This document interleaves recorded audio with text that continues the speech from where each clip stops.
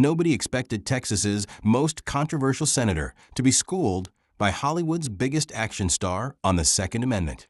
Senator Ted Cruz leaned back in his Senate committee chair, a condescending smirk spreading across his face as he prepared to destroy Tom Cruise in front of the Armed Services Committee. Mr. Cruz, playing with prop guns in movies doesn't make you qualified to discuss real firearms policy or constitutional rights, he declared with his trademark political authority. But what the Mission Impossible star revealed next would leave Cruz speechless and force Texas to reconsider everything about gun rights. If you want to see how Hollywood's most intense actor exposed a political heavyweight using constitutional knowledge that shocked the Senate, watch this entire story and don't forget to subscribe for more confrontations that Washington tried to classify.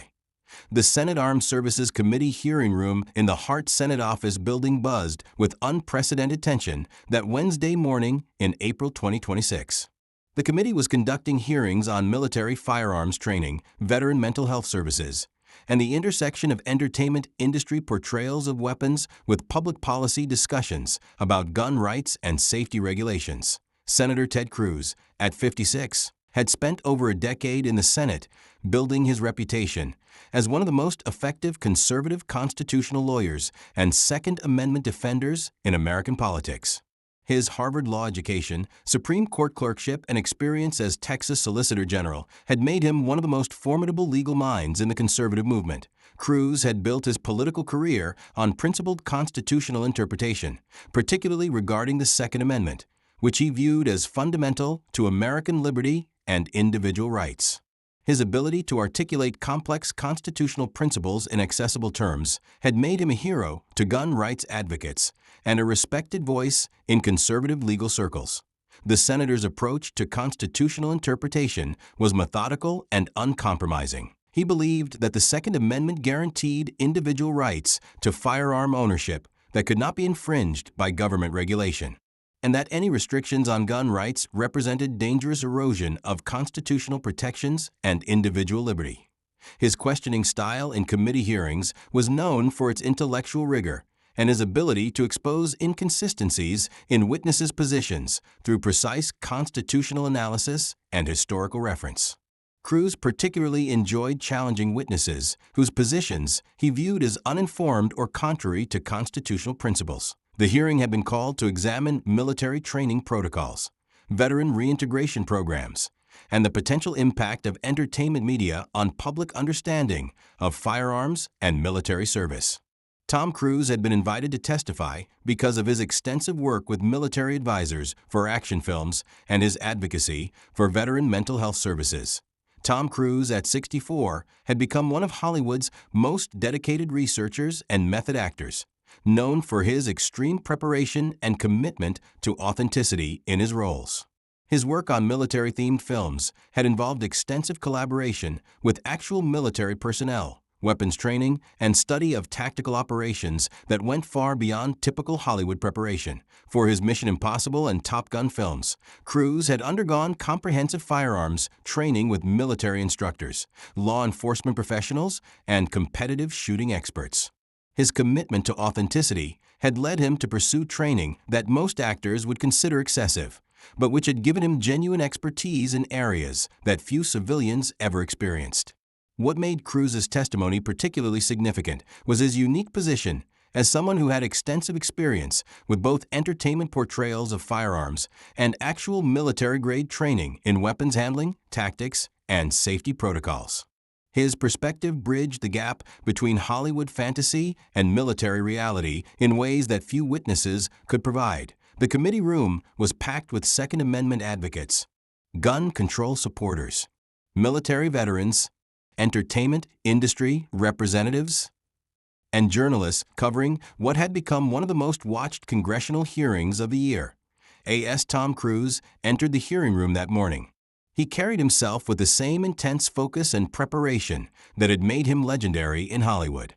His appearance before the Senate committee represented his genuine commitment to veteran issues and military accuracy that extended far beyond his entertainment career. Senator Cruz took his position as ranking member with a commanding presence that had made him one of the Senate's most influential conservative voices. His approach to questioning was known for its constitutional rigor and his ability to expose weaknesses in witnesses' arguments through precise legal analysis. The committee chairman called the hearing to order, and Cruz immediately focused his attention on what he viewed as Hollywood's inappropriate influence on gun policy discussions and constitutional interpretation. "Mr. Cruz," Senator Cruz began, his voice carrying the authority of years in constitutional law and Senate committee proceedings. "Playing with prop guns in movies doesn't make you qualified to discuss real firearms policy, constitutional rights, or the serious policy implications of Second Amendment interpretation." The opening was designed to establish Cruz's constitutional expertise while dismissing Cruz's credentials and positioning the actor as an uninformed celebrity intruding on serious policy discussions. That Cruz's response would begin a constitutional dialogue that would challenge Cruz's assumptions about both firearms expertise and the relationship between entertainment and actual weapons knowledge. "Senator Cruz, I appreciate your concern about constitutional interpretation and firearms policy," Cruz replied, his tone carrying the intensity that had made him famous while demonstrating obvious preparation for this constitutional confrontation. "However, I believe your characterization of my experience may not reflect the actual extent of my firearms training and constitutional study." The response immediately signaled that Cruz was prepared to engage in serious constitutional and policy analysis rather than simply defending his entertainment career. Catching the attention of committee members who had expected a more conventional celebrity appearance, Cruz leaned forward, his interest clearly piqued by Cruz's suggestion that he possessed legitimate constitutional knowledge rather than just Hollywood experience. "Mr. Cruz, what specific constitutional training or firearms expertise could you possibly have that would qualify you to testify before the Senate Armed Services Committee about Second Amendment policy?" Cruz's response would demonstrate a level of constitutional preparation and weapons training that would shock everyone in the hearing room, including Senator Cruz himself. "Senator Cruz, over the past decade, I've completed over 400 hours of advanced firearms training with military instructors, law enforcement specialists, and competitive shooting professionals," Cruz replied, producing detailed documentation that he had clearly prepared extensively. The specific training record and comprehensive preparation immediately changed the atmosphere in the hearing room, suggesting that Cruz's weapons experience was far more substantial than anyone had anticipated. Furthermore, Cruz continued, "I've studied constitutional law extensively, including the historical development of Second Amendment jurisprudence, the founding fathers' intent regarding individual gun rights, and the evolution of Supreme Court interpretation from the colonial period through modern precedent." Cruz attempted to dismiss the training as insufficient for making constitutional policy judgments. "Mr. Cruz, Hollywood training exercises and constitutional reading don't provide the legal education necessary to understand the complex jurisprudential issues surrounding Second Amendment interpretation and firearms regulation." Cruz's response would reveal the sophistication of his understanding of both constitutional law and practical firearms policy that would surprise legal experts in the audience. "Senator Cruz, I agree that constitutional interpretation requires serious legal analysis. That's exactly why I've worked with constitutional law professors from Harvard, Yale, and the University of Texas to understand the historical and legal foundations of Second Amendment rights." He produced a comprehensive folder containing legal analyses and scholarly consultations that would shock the committee members. These are constitutional analyses prepared in consultation with leading Second Amendment scholars, examining the original intent of the Founding Fathers, the historical context of the amendment, and the practical implications of various interpretative approaches. The documentation was extensive and demonstrated that Cruz's constitutional preparation had been conducted at the highest levels of legal scholarship rather than representing amateur research or entertainment industry speculation. Cruz was beginning to realize that Cruz had prepared more comprehensively than he had anticipated. but he attempted to challenge the actor's understanding of conservative constitutional principles. Mr. Cruz, academic constitutional study doesn't necessarily align with the originalist interpretation that conservative legal scholars and gun rights advocates have established as the proper approach to Second Amendment analysis. Cruz's response would deliver the most devastating challenge to Cruz's position while demonstrating comprehensive understanding of originalist constitutional methodology. Senator Cruz, I believe you'll find that my constitutional analysis strongly supports originalist interpretation and individual gun rights, Cruz replied, connecting a tablet to the hearing room's display system. The screen showed comprehensive constitutional research that Cruz had clearly prepared as part of a systematic legal strategy. This is analysis of Founding Fathers' writings, colonial-era firearms regulations, and the historical context of the Second Amendment that demonstrates the founders' clear intent to protect individual gun rights. The constitutional analysis was detailed and sophisticated, using exactly the kind of originalist methodology that Cruz championed while reaching conclusions that supported rather than challenged conservative gun rights positions. James Madison's notes from the Constitutional Convention explicitly discuss individual firearms ownership as essential for both personal defense and resistance to government tyranny. Cruz continued, displaying historical documents and scholarly analysis.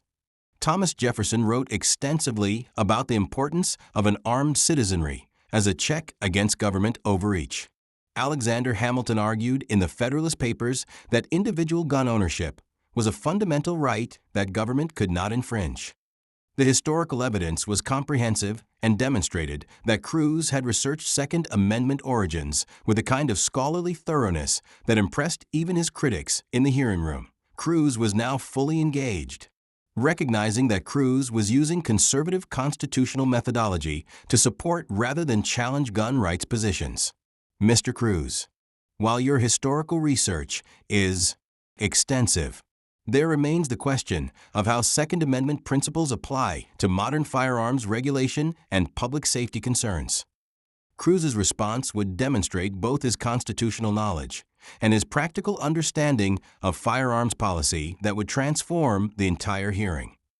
Senator Cruz, I believe that's exactly where originalist interpretation becomes most important, Cruz replied, clicking to comprehensive policy analysis that he had prepared in consultation with constitutional experts.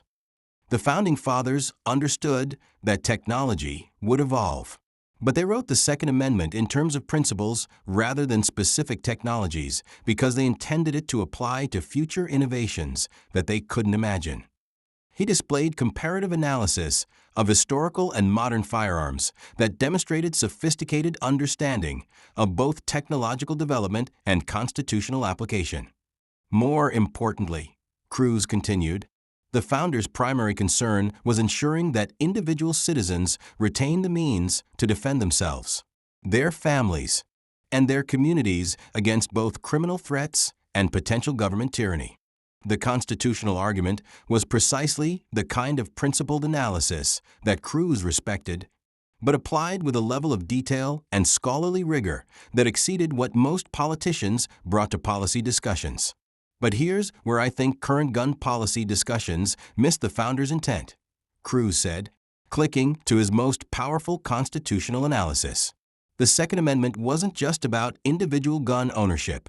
It was about ensuring that responsible citizens had access to effective training, proper safety education, and community support for responsible firearms use. The interpretation was sophisticated and offered a path forward that combined strong gun rights protection with practical safety measures that could appeal to both conservatives and moderates. Cruz was beginning to understand that Cruz had developed constitutional arguments that were more nuanced and politically viable than the typical polarized positions that dominated gun policy debates. Mr. Cruz, your constitutional analysis is more sophisticated than I initially expected, Cruz admitted, his typical aggressive questioning style replaced by genuine intellectual engagement. But how do you reconcile strong Second Amendment protection with legitimate public safety concerns about firearms violence? Cruz's response would deliver a comprehensive policy framework that would impress constitutional scholars and practical policy makers alike. Senator Cruz: I believe the answer lies in understanding what the founders actually intended rather than what modern political movements claim they intended. Cruz replied with the intensity that had made him famous. Now focused on serious constitutional analysis, that he clicked to detailed policy proposals that had clearly been developed through extensive consultation with legal experts, law enforcement professionals, and constitutional scholars. The founders supported individual gun rights, but they also supported community responsibility, proper training, and accountability for firearms use, Cruz explained, displaying historical evidence of colonial-era firearms regulations that were consistent with individual rights. Modern gun policy should focus on ensuring that law-abiding citizens have access to effective firearms and proper training, while also ensuring that dangerous individuals don't have access to weapons they could use to harm others. The policy framework was comprehensive and offered practical solutions that could satisfy both gun rights advocates and public safety concerns without compromising constitutional principles. Furthermore, Cruz continued, effective gun policy should address the root causes of firearms violence, mental health services, economic opportunity, community support systems, rather than just focusing on the weapons themselves. He displayed analysis of successful violence reduction programs that had achieved public safety improvements without infringing on gun rights, demonstrating that practical solutions were possible when approached with proper understanding of both constitutional principles and policy effectiveness. Cruz was now completely engaged in substantive policy discussion rather than political posturing. Mr. Cruz, the framework you're describing could potentially bridge the gap between gun rights advocates and public safety concerns. Have you discussed these ideas with other policymakers or advocacy organizations? Cruz's final response would demonstrate the comprehensive nature of his preparation and his genuine commitment to constitutional principles and practical solutions. Senator Cruz: I've been working with constitutional law experts, law enforcement organizations, military training professionals, and bipartisan policy groups to develop approaches that honor both Second Amendment rights and public safety responsibilities.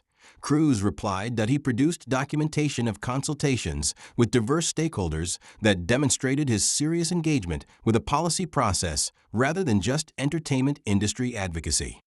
Most importantly, Cruz concluded, I believe Americans want practical solutions that protect their constitutional rights, while also protecting their families and communities. The founders gave us a constitutional framework that can achieve both goals if we apply it thoughtfully and honestly. The statement was powerful and positioned constitutional fidelity and practical problem-solving as complementary rather than competing priorities. Senator Cruz sat back in his chair, clearly impressed by the constitutional analysis and policy expertise that Cruz had demonstrated. Other committee members were similarly moved by the thoughtful approach to gun policy that combined strong constitutional principles with practical safety measures. The hearing concluded with Cruz expressing genuine interest in Cruz's policy proposals and inviting further consultation on legislation that could advance both gun rights and public safety through constitutionally sound approaches. Within weeks, news of their collaboration spread through political and entertainment circles, with both men announcing joint support for legislation that would enhance firearms training programs, improve mental health services for veterans, and strengthen background check systems while protecting Second Amendment rights. The confrontation became a case study in how substantive policy discussions could transcend political polarization when participants approached issues with genuine preparation, constitutional knowledge, and commitment to practical solutions rather than political posturing. Tom Cruise had not only defended his constitutional credibility against one of the Senate's most formidable conservative legal minds, but had demonstrated that serious policy analysis could bridge ideological divides when based on shared commitment to constitutional principles and public welfare.